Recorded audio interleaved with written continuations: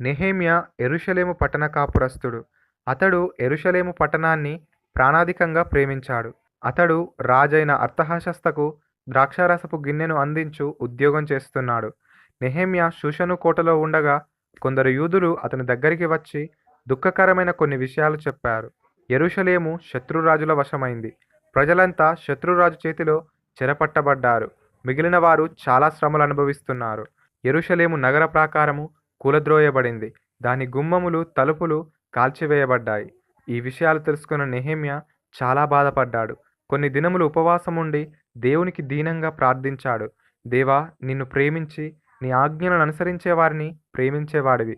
ఇశ్రాయేలు ప్రజల దోషములను క్షమించేవాడివి. మిమ్ములను ఆశీర్వదించి కనాను దేశానికి రప్పిస్తానని ఇశ్రాయేలీయులతో నీ దాసుడైన మోషేతో నిబంధన చేసిన వాడివి. చెదిరిపోయి బెదిరిపోయి ఎంతో దీన పరిస్థితిలో ఉన్న ఇశ్రాయేలీయులు మరలా యెరూషలేముకు వచ్చి నిన్ను స్తుతించే భాగ్యం కలిగించు. నెహెమ్యా ఎంతో విచారవదనంతో ఉన్నాడు. రాజు ఈ సంగతి గమనించాడు. కారణమేంటి అని అడిగాడు. అప్పుడు నెహెమ్యా యెరూషలేము యొక్క దుస్థితంతా రాజుకు వివరించాడు. నేను వెళ్ళి నా పితరుల సమాధులుండే యెరూషలేము పట్టణాన్ని తిరిగి కట్టించాలనుకుంటున్నాను. దయచేసి నాకు అనుమతి ఇవ్వండి. నేను యెరూషలేము చేరు వరకు నన్ను దాటించునట్లు నది అవతల ఉన్న అధికారులకు తాకీదులు ఇవ్వండి. పట్టణ ప్రాకారమునకు, దేవాలయమునకు, ఇండ్లకు అవసరమైన కలపను, దూలములను ఇవ్వమని అడవులను కాయు అధికారికి తాకీదులివ్వండి అని విన్నవించాడు. రాజు నెహెమ్యా కోరిన ప్రకారం ఆదేశాలిచ్చాడు. అతని వెంట కొందరు సేనాధిపతులను, గుర్రపు రౌతులను కూడా పంపించాడు. నెహెమ్యా చాలామంది స్నేహితులను, అనుచరులను వెంటబెట్టుకొని యెరూషలేము వచ్చాడు. రాత్రుల్లో రహస్యంగా నగరమంతా సంచరించి దాని దీనస్థితిని చూశాడు. కూలద్రోయబడిన పట్టణ ప్రాకారములు, కాల్చివేయబడిన గుమ్మములు చూసి ఎంతో బాధపడ్డాడు. ఒక దినం యూదులను, యాజకులను, అధికారులను ఒకచోట సమకూర్చి, మనకు కలిగిన శ్రమ మీకందరికీ తెలియను. మన పట్టణం యొక్క దయనీయ స్థితిని మీరంతా చూస్తున్నారు. మనమందరం కలిసి యెరూషలేము యొక్క ప్రాకారము తిరిగి కట్టుదము రండి. యెహోవా కృప వలన రాజు మనకు అనుమతి కూడా ఇచ్చాడు అని వివరించాడు. కూడిన ప్రజలంతా తమ అంగీకారం తెలిపారు. అయితే ఇరుగు పొరుగు రాజులు అసూయతో నెహెమ్యాను, ఇశ్రాయేలు వారిని హేళన చేయసాగారు. నెహెమ్యా మాత్రం శత్రువు మాటలు లెక్క చేయలేదు. యూదా ప్రజలు కుటుంబములు, గోత్రముల వారీగా అందరూ తమ తమ ఇండ్లకు ఎదురుగా ఉన్న ప్రాకారాన్ని నిర్మించారు. గుమ్మములు నిలిపారు. వాటికి తలుపులు, గొల్లెములు బిగించారు. ప్రాకారం త్వరగా కట్టబడుతోంది. సగం వరకు కట్టబడింది. యెరూషలేము పట్టణము ప్రాకారము తిరిగి కట్టబడుతున్నవని తెలిసిన శత్రురాజులు చాలా కోప్పడ్డారు. అసూయతో నిర్మాణపు పనిని ఆటంకపరచాలని వచ్చారు. నెహెమ్యా మాత్రం తన పనిని కొనసాగించాడు. ప్రాకారానికి కట్టుదిట్టమైన కాపలా ఏర్పాట్లు చేశాడు. శత్రువులు రహస్యంగా ఇశ్రాయేలుల మధ్య ప్రవేశించి వారిని చంపి నిర్మాణపు పనిని ఆటంకపరచాలని కుట్ర చేశారు. ఈ విషయం నెహెమ్యాకు తెలిసింది. అతడు ప్రజలందరినీ ప్రాకారం దగ్గర కత్తులతో, ఈటెలతో, విల్లులతో సిద్ధంగా ఉంచాడు. మీరేమీ భయపడకండి.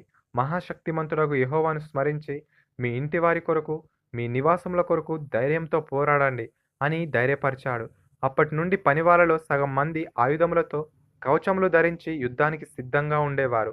గోడ కట్టేవారు, బరువులు మోసేవారు కూడా నడుములకు కత్తులు బిగించుకొని పనిచేయసాగారు. బూరధ్వని వినిపించగానే అందరూ ఆ చోటికి రావాలని, యెహోవాయే తమ పక్షంగా యుద్ధం చేస్తాడని చెప్పాడు. ఒకడు పని చేయుచుండగా అతని పనివాడు దినమంతా ఈటెను పట్టుకొని యుద్ధ సన్నద్ధుడై ఉండేవాడు. ఈ విధంగా నెహెమ్యా చురుకుదనము, యెరూషలేము వాసుల ఐకమత్యం వలన శత్రురాజుల కుట్ర ఫలించలేదు. ప్రాకారము పూర్తయింది.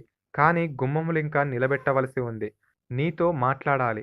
ఓనో మైదానం దగ్గర ఉన్న ఒక గ్రామంలో కలిసి మాట్లాడుకుందాం రమ్మని శత్రురాజులు 4 సార్లు నెహెమ్యాకు వార్త పంపారు. కానీ నెహెమ్యా మాత్రం నేను చేస్తున్న పనిని మానుకొని రాను అని చెప్పి పంపాడు. 5వసారి శత్రువులు పంపిన లేఖలో ఈ విధంగా వ్రాయబడింది. నీవు చేస్తున్న పని రాజుకు బొత్తిగా ఇష్టం లేదు. నీవు ఆయన మీద తిరుగుబాటు చేస్తున్నావు. నీవే రాజు కావాలనుకుంటున్నావు. ప్రచారం చేయమని ప్రవక్తలను నియమించావు. ఆ పత్రిక చదివిన నెహెమ్యా మేము రాజుకు వ్యతిరేకమైన పనులు ఏవీ చేయడం లేదని చెప్పి పంపాడు. 52 దినములలో యెరూషలేము ప్రాకారము, గుమ్మములు బాగు చేయబడ్డాయి. దేవుని ఆజ్ఞ పాటించి నెహెమ్యా యెరూషలేములోని అన్ని వంశముల, గోత్రముల, కుటుంబములలోని జనసంఖ్యను లెక్కించాడు. నెహెమ్యా కోరగా ఎజ్రా శాస్త్రి ప్రజలందరికీ మోషే ధర్మశాస్త్రమును వినిపించారు. ఇశ్రాయేలు ప్రజలందరూ దేవుని ధర్మశాస్త్రమును అనుసరిస్తామని ప్రతిజ్ఞ చేశారు. యెరూషలేము ప్రాకారము ప్రతిష్ఠింపబడినప్పుడు ప్రజలకు అంతులేని సంతోషం కలిగింది. లేవీయులు మంగళవాద్యములతో దేవుణ్ణి స్తుతించారు. ప్రజలు బలులు అర్పించి దేవునికి కృతజ్ఞత చెల్లించారు. తర్వాత కొన్ని సంవత్సరాలకు నెహెమ్యా అర్తహషస్త రాజు దగ్గరికి వెళ్ళాడు. ఆ స్థానంలో కొంతకాలం గడిపాడు. రాజు అనుమతి తీసుకొని తిరిగి యెరూషలేముకు వచ్చాడు. నెహెమ్యా యెరూషలేములో ఉంటూ వారికి ధర్మశాస్త్రం ప్రకారం నడుచుకొనుటకు అవసరమైన సూచనలు ఇస్తూ దేవుని మందిరంలో సేవ సక్రమంగా జరుగుటకు సహాయపడ్డాడు. తన జీవితాన్ని దేవుని పట్టణంలో సొంత ప్రజల మధ్య గడిపాడు. పిల్లలు, నెహెమ్యా ఒక సాధారణ పౌరుడు. ధనము, అధికారము లేనివాడు. అయినా ఎంతో పట్టుదలతో యెరూషలేము ప్రాకారాన్ని పునర్నిర్మించాడు. భక్తులకు ఆదర్శమయ్యాడు. నెహెమ్యా యథార్థమైన ప్రవర్తన గలవాడు, భక్తిపరుడు, ధైర్యశాలి. శత్రువుల బెదిరింపులకు, కుట్రలకు భయపడలేదు. నెహెమ్యా యెరూషలేము యొక్క దీనస్థితిని గురించి విని చాలా బాధపడ్డాడు. దాన్ని బాగు చేయాలని దీక్షబూనాడు. విశ్వాసులు కూడా సంఘం పట్ల, సంఘ క్షేమం పట్ల ఆసక్తి, పట్టుదల చూపాలి. నెహెమ్యా జీవితం విశ్వాసులకు ఒక ఆదర్శం. కంటత వాక్యం: యెహోవా మందిరావరణములను చూడవలనని నా ప్రాణము ఎంతో ఆశపడుచున్నది, అది సొమ్మసిల్లుచున్నది. జీవము గల దేవుని దర్శించుటకు నా హృదయము, నా శరీరమును ఆనందంతో కేకలు వేయుచున్నవి. కీర్తనల గ్రంథము 84వ అధ్యాయం 2వ వచనం. పిల్లలు, మీకు ఒక ప్రశ్న. నెహెమ్యా యెరూషలేము యొక్క ప్రాకారము పని ఎన్ని దినములలో ముగించెను?